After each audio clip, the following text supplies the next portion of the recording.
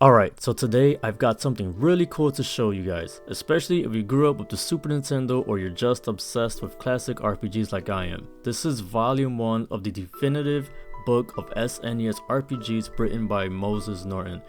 This book is an absolute dream for SNES RPG enthusiasts. The book looks awesome, the pages are thick, the colors jump off the page very nicely, and they give these games the kind of presentation they always deserve. So you get games like Final Fantasy VI that looks like it belongs in the museum, then you get Chrono Trigger, which looks like an absolute masterpiece that it is, and there's even smaller games you might have forgotten about that have gorgeous layouts with these full page screenshots and iconic art. But what I love is that this book doesn't just give you like the obvious big hitters that I mentioned.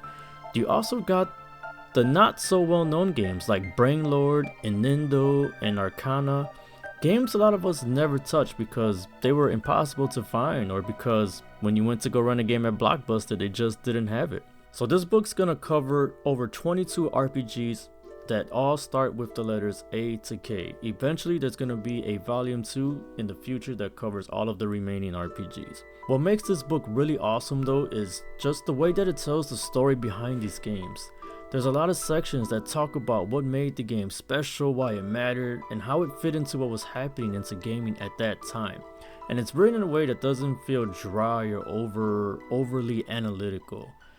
In this book, there's also cool behind the scenes stuff, so you get interviews with developers, you get these comments from the artists and the localizers, so you could be reading about how Mode 7 was implemented in some of the world maps, and then the next moment you could be reading about how localization teams had to rewrite an entire scene because of cartridge space or a cultural reference that just didn't work out for the game. This is stuff you would never know unless there was an interview done with these awesome people. And this book does a really good job showing how just ambitious these SNES RPGs really were. Like, this was the era where storytelling in games really exploded. You know, you got those emotional moments, there was insane plot twists, you would get huge worlds, awesome bosses, I mean especially like in the Final Fantasy and the Chrono Trigger games. And then, of course, you got the memorable soundtracks, right? You got probably the most memorable soundtracks ever created in a lot of these RPGs. And this book just captures all of that. You get the passion, the creativity, and the risks that were involved during the development of these games.